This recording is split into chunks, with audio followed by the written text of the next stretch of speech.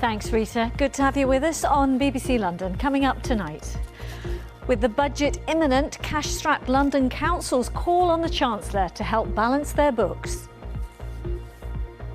A number of savings have been taken over a number of years, and you're getting to the point now where, it's getting to real rock bottom. Also on the programme, why this smooth resurfaced road is causing concern for hundreds of residents in South London. Plus, the race to rescue London's rare and endangered and very tiny hairy snail found along the Thames. And taking us back to the golden age of London Underground, Art Deco-style posters from the 1920s and 30s go on display.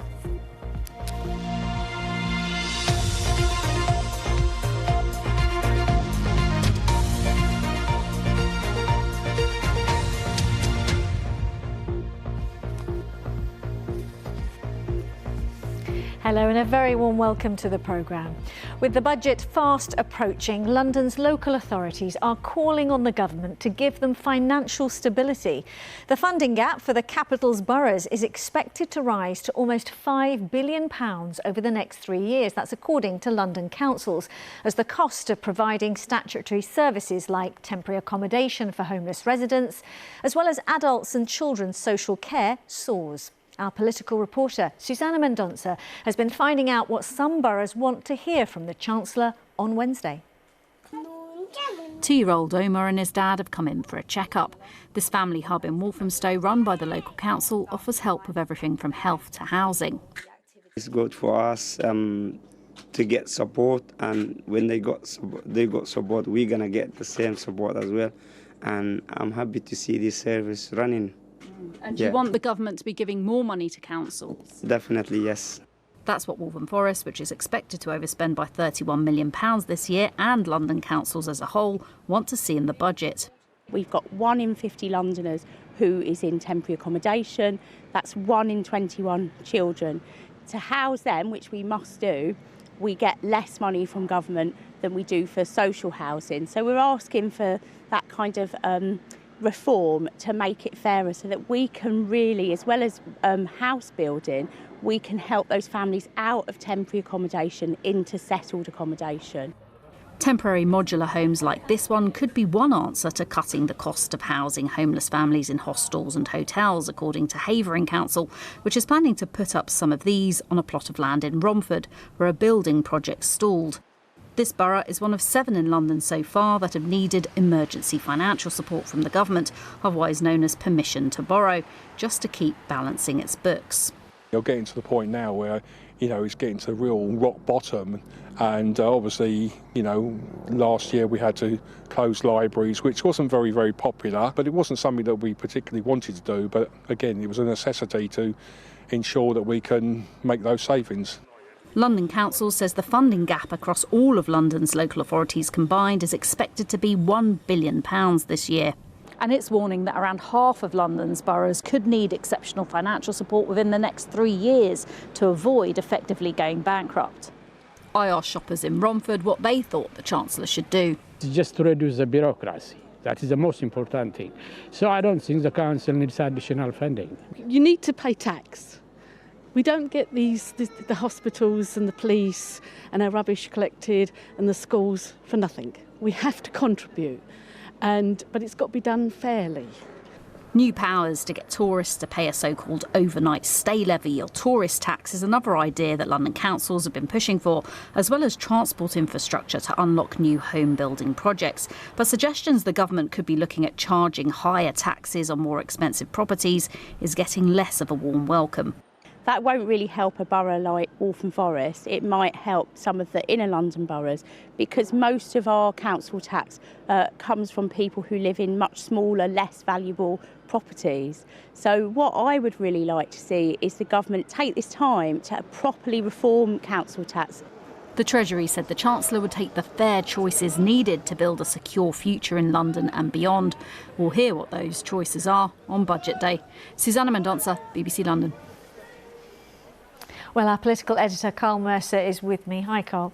Susanna, outlines a lot of the issues facing councils there, but they might have to wait a little longer to find out what sort of money or help they might get. Yeah, and they are really tough choices for the councils. They've been warning for months that they are in serious financial difficulties. I think we'll get a broad steer about the direction the government want to go in terms of local government funding, but they won't get the numbers until just before Christmas. What a nice Christmas present they will be hoping for.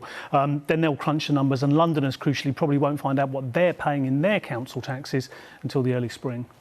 Now, we have been hearing for a while some sort of drip feed speculation. What about the potential wealth or mansion taxes that could be heading London's way in the budget? We've had a lot of this being drip fed, as you say. And one of the proposals that is floating around is a 1% charge on the value of homes over £2 million, which would disproportionately affect London. Something like 2/3 of the homes over that value in the country are in London, something like 85,000 homes. And the other thing being floated, the idea of possible increases for bands F, G and H in council tax, the highest bands, again, something that would hit the capital the most. But after all the speculation is, just 2 more sleeps to go till we find out.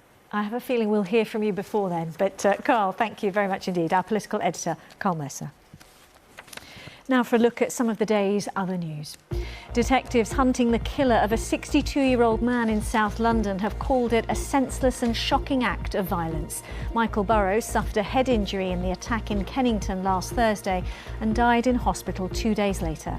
His family say he was a devoted father and grandfather with a heart of gold. Injunctions stopping environmental protesters from blocking major roads in London have been lifted by a High Court judge. 2 orders against Insulate Britain and Just Stop Oil were made in May and June 2023, preventing activists from blocking major thoroughfares such as Marble Arch, Park Lane and Vauxhall Bridge. Today, a judge concluded it wasn't appropriate for the injunction to continue. And a consultation's been launched over plans to expand an official beauty spot in Surrey. National England wants to make an order designating another 50 square miles to the Surrey Hills national landscape. First assigned in 1958, its boundary has not been reviewed since, despite repeated calls by campaigners over the years. And you can always find more stories and the latest updates where you live on your local BBC News website or via the BBC News app.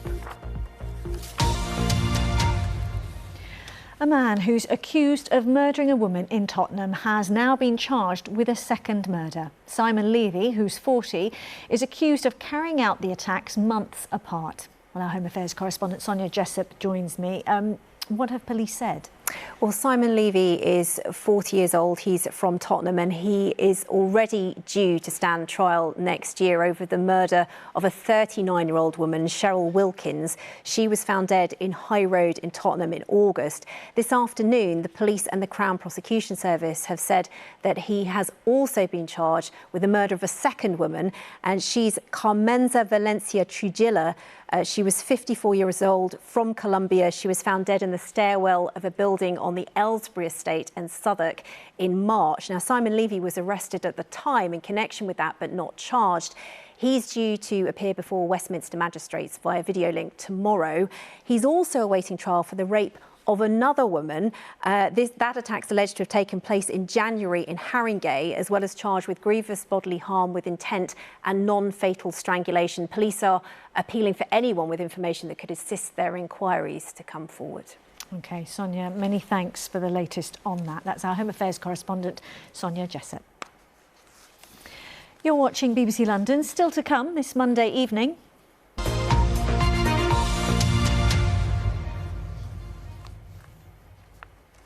How 72 lives and a community in West London will be remembered took a step forward today as a design team was selected to create a permanent memorial on the site of the Grenfell Tower.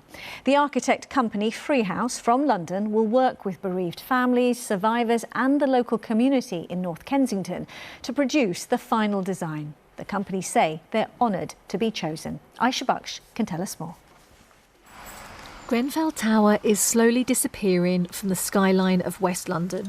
And for now, these are the tributes to the 72 people who lost their lives as a result of the fire. Now a design team has been chosen to create a permanent memorial here. It follows lengthy research and consultation with bereaved survivors and local residents, including Abbas Dadoo, who lives on the local Lancaster West estate. this company was the best out of all of them. So I encourage everybody to get involved. This is an exciting phase of the collective effort to create a fitting memorial that bereaved survivors and local community deserve to have. The architects Freehouse have previously worked on the Africa Centre in Southwark and the refurbishment of the Clement James Centre in North Kensington. The company say they're honoured to have been chosen, and designing the memorial is a responsibility not to be taken lightly. Local resident Samir Badani says their involvement in Grenfell is about more than their technical ability. There's always technical experts you can bring in. But if you lack community engagement, if you are not able to build trust with the Grenfell community, then the design and this process will fail. And Freehouse were quite great at that. Well, not everyone is so positive about the design team chosen and the process of how they have been picked. Some people have left the commission. Others say they're angry at the way the government has handled the tower being brought down floor by floor without justice. And there are many different ideas around what the final design could eventually contain. What we're hoping for is a place of peace, tranquility, a place for reflection. We also want the names of our loved ones who have been lost to be represented in the garden. For me personally, apart from the sound of maybe water and the visuals of flowers in the garden, I do want height as well, so it can be seen from distance, just like the tower was and just like the fire was on that night. What I'd like to see is also a piece of the black burnt tower, perhaps behind glass, and also a part of it that you can go near it and smell it, because that is really the result of negligence and greed and putting profit before human lives. As the Grenfell community waits for justice, over the next few years, the architects say they will work closely with all those affected. Aisha Baksh, BBC London. Now to something that can divide opinion, speed bumps, and the residents of a South London suburb who say their street has become more dangerous after speed humps were removed during recent works to resurface the road. Some people claim drivers are now regularly hitting speeds of up to 50 miles per hour and want the speed humps reinstated. Michael Mackenzie reports from West Wickham. Halls Lane was once dotted with speed humps. Now it's a newly resurfaced stretch of smooth tarmac. But residents say the improvements have come at a cost. The savings are about £24,000, £2,000 a hump. Given that they last at least 10 years, maybe 20 years, that saving is minuscule compared to the cost of accidents. And what we saw right from the very beginning, immediately, was a very substantial increase in speeding and the use of this road as a rat run. And Gary's not the only person to be disappointed. I was a member of the people that fought for the speed humps. And then after we got them, the cars never hit each other. Since we haven't had the humps, we've seen a large number of cars going well over 30. We've got 3 schools at the end. And when you come out of your drive with a car, you know, you think there isn't a car then suddenly it's there. When the speed humps were here, there was a disincentive to come down here. And that disincentive has gone. And with a long straight road, new smooth surface, it seems to be a lot more cars come down here and they come down a lot faster. In a statement from Bromley Council, they said, "It has been our policy for many years not to install road humps and not to replace existing ones when a road is resurfaced. Speed humps impede emergency services and cause vibration to neighbouring properties." 4 of the roads here in West Wickham have been resurfaced that did have speed humps, including the one we're on now, Halls Lane. For now, most of the road remains hump-free, but the campaign is gathering momentum. Michael Mackenzie, BBC London. It's 6:46. Thanks for being with us. Later on, Kate will have the full forecast for us. And after a soggy Saturday afternoon, is there anything brighter on the horizon? I'm not sure about brighter, Riz. It's certainly been quite a chilly start this week, but there is something just a little bit less cold as we head towards the end of the week. But I'll have the full details at the end of the programme. OK, we'll see you later. Thanks, Kate.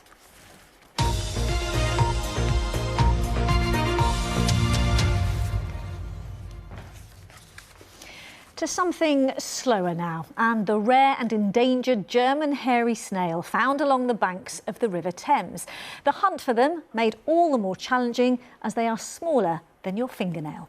Conservationists hope to map the snail riverside habitats to protect them. Bryony Williams has the story for us.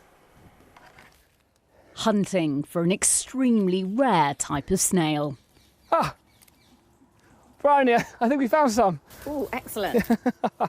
So these are the German hairy snails that we're looking for. Come on over. I will try not to fall over as I come to you. But these are most amazing, very smaller than you first expect. But you can see here we've actually got 1, 2, 3, and I think there's a 4th hiding over here. But you can see they're really small, but they're covered in these amazing, tiny little hairs that help give them their name. Luckily, Elliot Newton from Citizen Zoo is an expert and knows where to find them along the river in Richmond upon Thames. What we think they like is sort of near the river's edge. So the Thames is just here, and this is like an area of the tidal Thames. So the water is coming in, and now you can see it's quite wet underfoot. They love hiding in these little nooks and crannies, and they'll help to sort of, in part, they'll help to break it down, part of that sort of nitrogen cycling. But this is their sort of perfect habitat that we think. And these hairs sort of help them in a way to stick on to these bits of sort of fallen deadwood. They're an endangered species in the UK, and for the first time, conservationists have teamed up to find out more about them, to understand and protect them better. The German hairy snail is really rare, basically because we've built on their preferred habitat. As you can imagine, as they sort of survived in London over the last few thousand years, London's grown and become our capital city. So incrementally over time, we've begun to lose the really important wetland habitat because they love living on that strand line between the rivers and the dry land. So even though we're here in London, you might be wondering why they're called the German hairy snail. Well, it's thought they've been in the UK since the Ice Age, or even before, when the River Thames and the River Rhine in Germany were still connected. The molluscs are also found in East London around the Bowback Rivers and along the River Medway in Kent. The snail survey has already been running for the past few weeks and finishes at the end of November. Over 100 volunteers are going across the Thames and its tributaries looking for these amazingly rare molluscs and just trying to see how they're getting on. And then hopefully next year we'll have a good understanding of how many there are, and then we can put forward some really good conservation recommendations for them. And all with the hope the preservation of the species doesn't move at a snail's pace. Bryony Williams, BBC London. Now, if there's a footballer flying high this year, it's him. Eberechi Eze.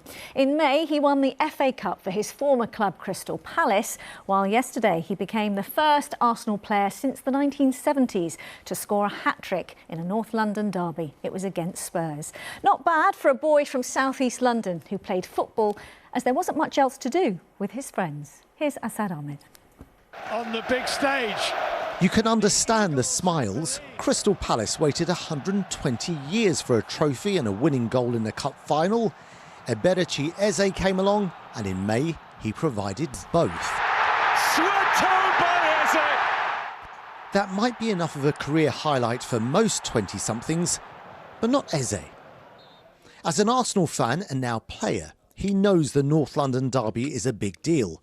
Scoring in it is an even bigger deal. Getting a hat-trick in it, or a hat-trick as we've seen at the weekend in the North London derby of all games, would have been something that he could have only dreamed of maybe a few years ago. He talked about his faith. He talks about his faith a lot, and he talked about the fact that he prayed for that ahead of the game. Well, it's come good on the day, and you have to say it's fully deserved. I have a feeling it might. A hometown hero there. Next, let's take you back more than a century to a golden age for design. The Art Deco movement was at its peak, and it was a time when poster advertising was just taking off. These designs were put up at tube stations in the 1920s and 30s. The aim was to encourage people to travel and explore on the network. Anna O'Neill has been to the London Transport Museum, where they're now on display. London in the 1920s. The First World War had recently ended and people all across Britain were looking to shake off the past and look to the future. The poster was the main form of advertising, and the head of London Transport, as it was known, was ahead of his time. Frank Pick, the man that's depicted behind me there, he was in charge of the Underground's publicity. He saw the opportunity for commissioning pictorial posters for the first time, which was quite a new thing at that point in history. And that became a really useful and dominant marketing tool that the Underground used for decades afterwards. People are always also encouraged to go out and enjoy the green spaces. At the same time, a new art movement was flourishing here and abroad, a style which we now call Art Deco, and whose bright colours and simple graphic lines worked perfectly for posters. It's a mass art movement. Art and decoration is being produced on a scale that's never been seen before. A lot of these goods are and posters are mass produced, and everybody's getting in on the act. This exhibition, called The Golden Age of Poster Design, features more than 100 posters from the 1920s and 1930s, a time where people really wanted an aspirational lifestyle. And London Underground's graphic art in the form of the poster embraced and encouraged that. A lot of the posters, their emphasis was on the destination, where you were going, what you could enjoy by using the network to get you there. So it was often, visits to the zoo, to Kew Gardens, to museums and galleries like this one, the countryside in and around London, the kind of historic occasions that you could go to, the sporting occasions, all of these kinds of things. So it wasn't about showing, a tube train or a bus. These artworks are timeless and they're also really varied. So we had a lot of well-known designers who designed for London Transport, but also some lesser-known designers and a lot of female designers as well. It was quite difficult for women to be artists and designers in the 1920s. So it really showed how modern London Transport was, how progressive they were. A lot of the posters show people doing aspirational things, dressed in the latest fashions. So I think it really has kind of a glamorous and opulent feel that I think people will enjoy. Art Deco, the golden age of poster design, runs at the London Transport Museum until spring 2027. Anna O'Neill, BBC London.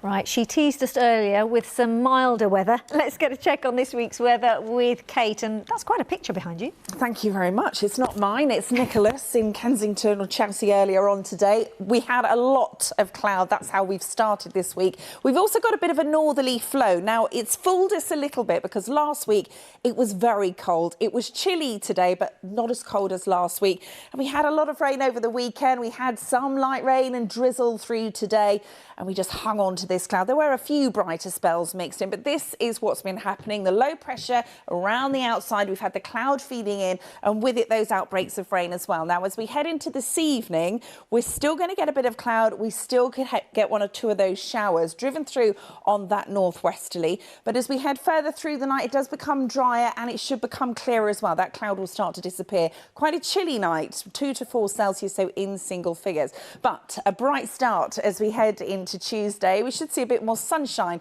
in comparison to today. There is more cloud in the afternoon seeking south, but on the whole, it's dry and it's bright. Temperatures tomorrow getting up to somewhere between 6 and 8 Celsius. We still have that northwesterly. It's still going to feel quite cold. Then overnight Tuesday, ridge of high pressure. It starts to build. It will squeeze that cloud out of the way. The wind a bit lighter, the temperature drops. So we're looking at a widespread frost as we head into Wednesday morning, -3. So quite a chilly start to Wednesday, but a bright one. Sunshine in the morning, but as we head further through Wednesday, we'll start to see a bit more cloud moving in from the west, and that marks this milder air when it's likely to arrive. Still going to be cold on Wednesday, 6-7 Celsius the maximum. Then overnight Wednesday, we've got some rain. This is happening. You see this milder air flooding in, the colder air exiting out towards the east. So between these two fronts, the warm front and the cold front, the temperature dragged in is going to feel quite warm in comparison to today, tomorrow. By Thursday, we're looking at 14 Celsius, so quite the leap. But it also means overnight as well. In fact, overnight Wednesday, or rather Thursday into Friday, the temperature's not going to drop much below 10 Celsius in central London. So certainly frost-free, a much milder end to the week. A welcome 14 degrees. Thanks, Kate. A quick reminder now of the main headlines. The US says big progress has been made on the Ukraine peace talks as Ukraine's President Zelensky warns giving territory to Russia is the main obstacle in securing a deal. And here, a 3-year-old boy has stunned doctors with his progress after becoming the first person in the world with his devastating disease to receive a groundbreaking gene therapy. Oliver Chu has a rare inherited condition called Hunter syndrome, which causes progressive damage to the body and brain. And that is where we leave you. By the way, if you're planning some festive shopping this week and you missed our story on the Royal Christmas Market outside Buckingham Palace that doesn't exist except on AI, check it out on BBC London's Instagram. It's been viewed by millions. Also there, the London Church that's had a green glow up. From all of us on the team, thanks very much for watching and do have a lovely evening. Bye-bye.